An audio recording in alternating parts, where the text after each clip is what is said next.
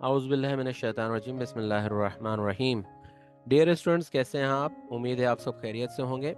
आज हम जो क्वेश्चन सॉल्व करने जा रहे हैं ये कराची बोर्ड का 2015 का क्वेश्चन नंबर 8 था और ये भी मैंडेटरी क्वेश्चन था।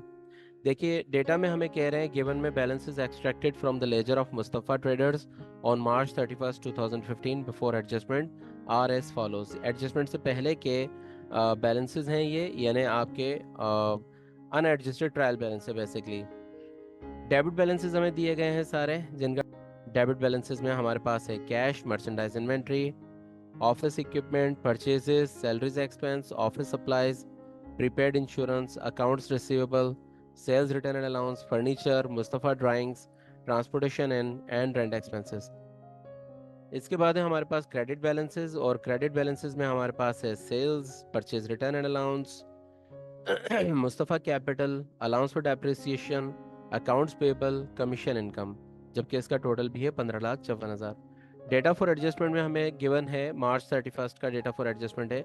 Merchandise inventory was valued at ₹100,000, salaries payable 5,000, commission accrued 1,000, office supplies unused 2,000, insurance expired 8,000 और depreciation on office equipment for the year was estimated at ₹5,000।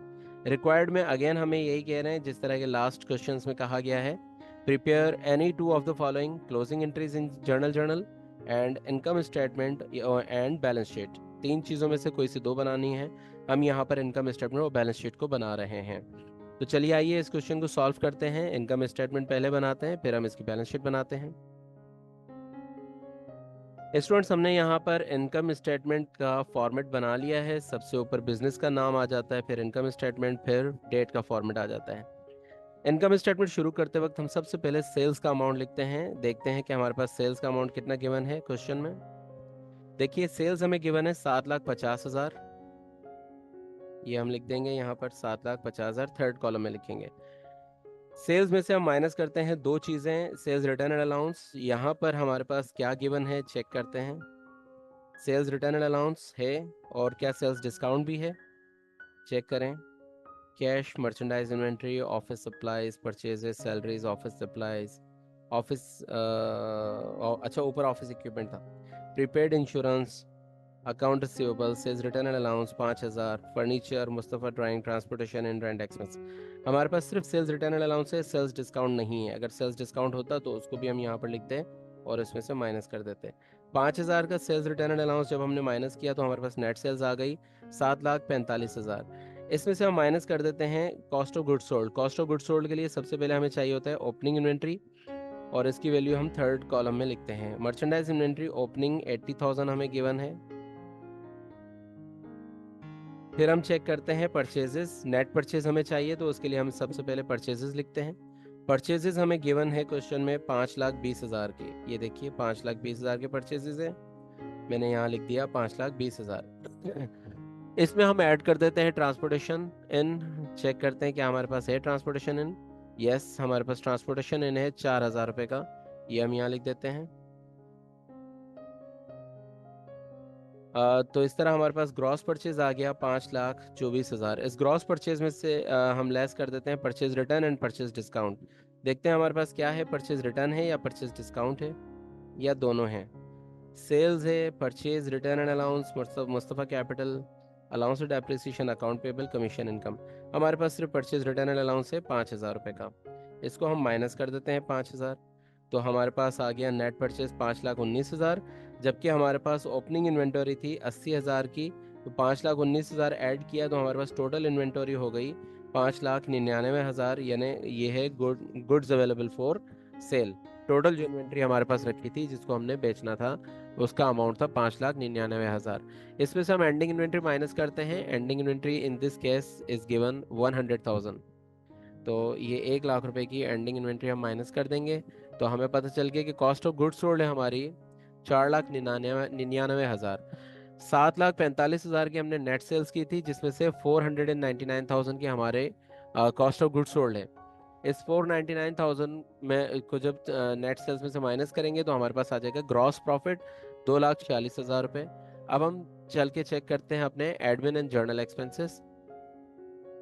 Admin and journal expenses आपको debit balances और data for adjustment में से मिलते हैं।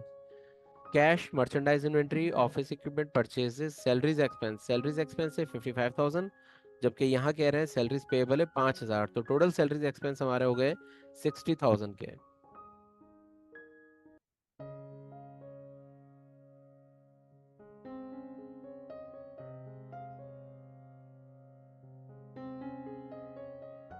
इसके बाद है हमारे पास ऑफिस सप्लाईज 5,000। ऑफिस सप्लाईज में से कह रहे हैं कि अनयूज्ड है 2,000, तो इसका मतलब बाकी 3,000 के हमारे ऑफिस सप्लाईज हो गए एक्सपेंस।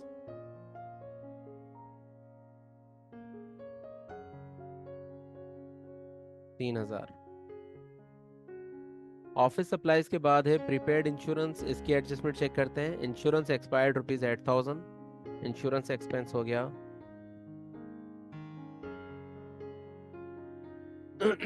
8,000।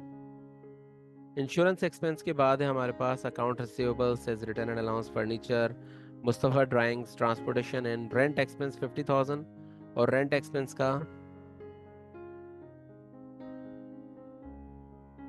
रेंट एक्सपेंस की एडजस्टमेंट चेक करते हैं। रेंट एक्सपेंस की कोई एडजस्टमेंट हमारे पास गिवन नहीं है, तो हम इसको एज इट इज़ लिख देंगे रेंट एक्सपेंस, और इसका अमाउंट है 50,000।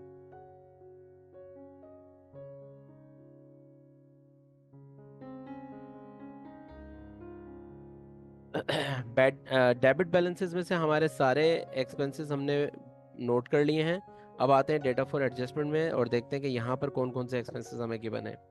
मर्चेंडाइज इन्वेंट्री हम लिख चुके हैं, सैलरीज पेबल को भी हम लिख चुके हैं, accrued commission not related, office supplies unused लिख चुके हैं, इंश्योरेंस एक्सपायर्ड लिख चुके हैं, डेप्रिसिएशन एक्सपेंस है 5,000।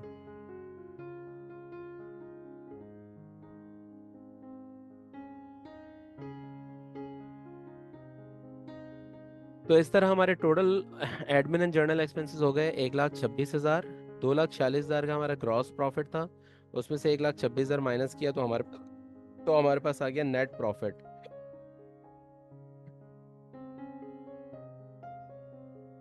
देखते हैं कोई अदर इनकम है हमारे पास।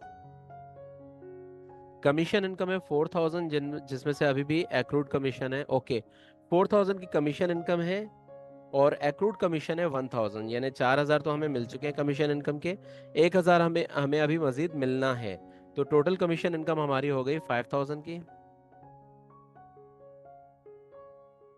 ये भी ऐड करेंगे तो हमारे पास नेट इनकम आ गई 1,25,000। जी स्टूडेंट्स, यहाँ पर हमारी इनकम स्टेटमेंट हो गई कंप्लीट। अब हम बनाएंगे इसकी बैलेंस शीट।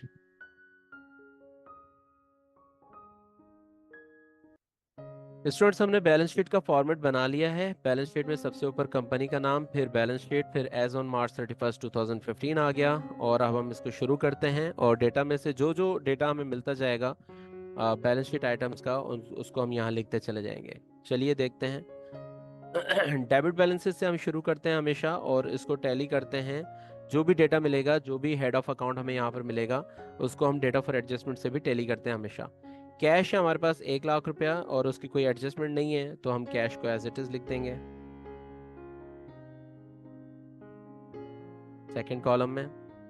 कैश के बाद हमारे पास है मर्चेंडाइज इन्वेंट्री, ये ओपनिंग है, हमने यहाँ एंडिंग इन्वेंटरी लिखनी होती है। 1,00,000 रुपया है वो भी मर्चेंडाइज इन्वेंटरी।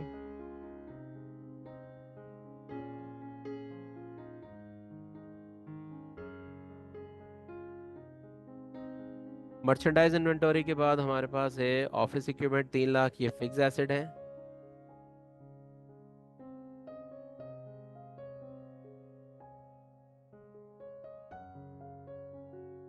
ऑफिस इक्विपमेंट में से हम माइनस करते हैं अलाउंस फॉर डेप्रिसिएशन, जो कि है 25,000 पहले का है, और डेप्रिसिएशन एडजस्टमेंट जो दी गई है वो 5,000 है।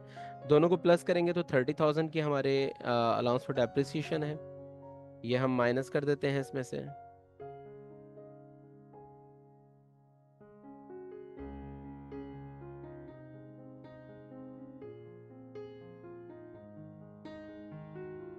इसको माइनस करेंगे तो हमारे पास आ जाएगी बुक वैल्यू।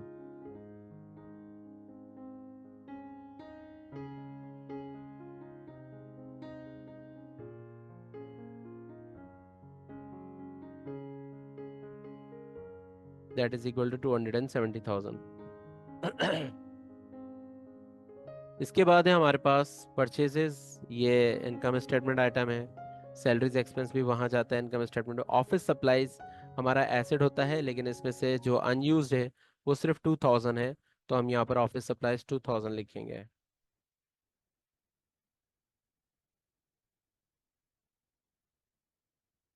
ऑफिस सप्लाईज के बाद है प्रीपेड इंश्योरेंस 12,000, लेकिन इसमें से 8,000 एक्सपेंस हो गया है, तो बाकी हमारा प्रीपेड इंश्योरेंस रह गया है 4,000।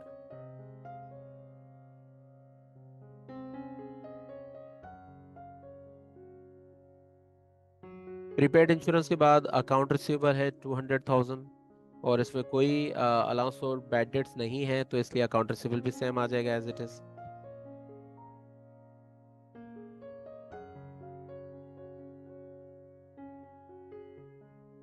And the amount is 200,000। Account receivable के बाद sales return and allowance, furniture, furniture भी हमारा फिक्स एसेट है।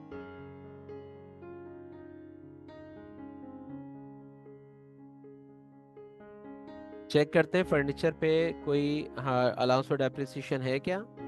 देखिए यहाँ लिखा है allowance for depreciation on office equipment, और यहाँ पर भी लिखा है depreciation on office equipment was rupees 5,000। Furniture पे कोई डेप्रिसिएशन एक्सपेंस या अलाउंस फॉर डेप्रिसिएशन नहीं है, तो हम फर्नीचर को डायरेक्ट सेकंड कॉलम में लिख देंगे इसका अमाउंट, और इसका अमाउंट है 173,000। ओके, फर्नीचर के बाद हमारे पास है account receivable, sorry, Mustafa drawings 50,000। इसको हम ड्राइंग्स में लिखेंगे, और आपको याद रहना चाहिए कि ये हम माइनस करते हैं 50,000। मुस्तफ़ा ड्राइंग्स के बाद हमारे पास आ गया ट्रांसपोर्टेशन इन रेंट एक्सपेंस, ये हम लिख चुके हैं सब चीज़ें। क्रेडिट बैलेंसेस में देखें, सेल्स तो इनकम स्टेटमेंट का आइटम है, परचेज रिटर्न एंड अलाउंस भी वहाँ जाता है। मुस्तफ़ा कैपिटल 6 लाख रुपए, इसको हम कैपिटल एट स्टार्ट में लिखेंगे 6 लाख रुपए। और इसके बाद आ जाएगा हमारे पास अलाउंस फॉर डेप्रिसिएशन लिख लिया हमने। अकाउंट पेबल लायबिलिटी है 1,70,000 रुपये।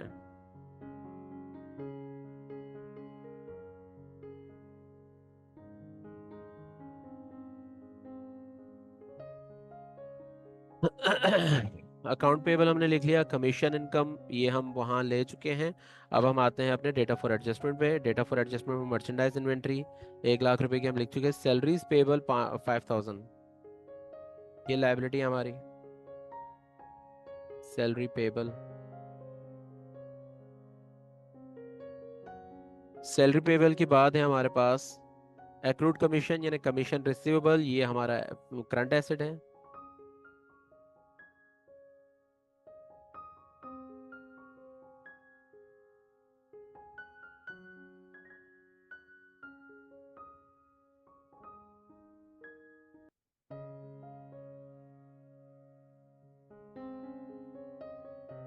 एक्रूड कमीशन के बाद है हमारे पास ऑफिस सप्लाईज अनयूज्ड, हमने लिख लिया।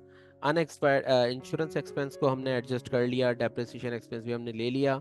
एक चीज़ सिर्फ रह गई, हमारी नेट इनकम को हमने इसमें ऐड करना है। नेट इनकम हमारे पास आई थी 125,000, तो ये 125,000 आपकी ऐड हो जाएगी नेट इनकम यहाँ पर 125,000।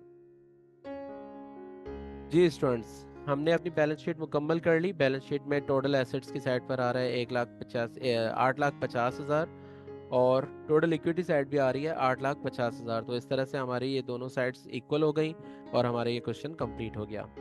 थैंक यू वेरी मच बेटा, अपना बहुत सारा ख्याल रखें, और हमें अपनी दुआ में याद रखें, ताकि हम इसी तरह आपके लिए अकाउंटिंग की और दूसरे टॉपिक्स की इंफॉर्मेटिव वीडियोस बनाते रहें। अल्लाह हाफिज़।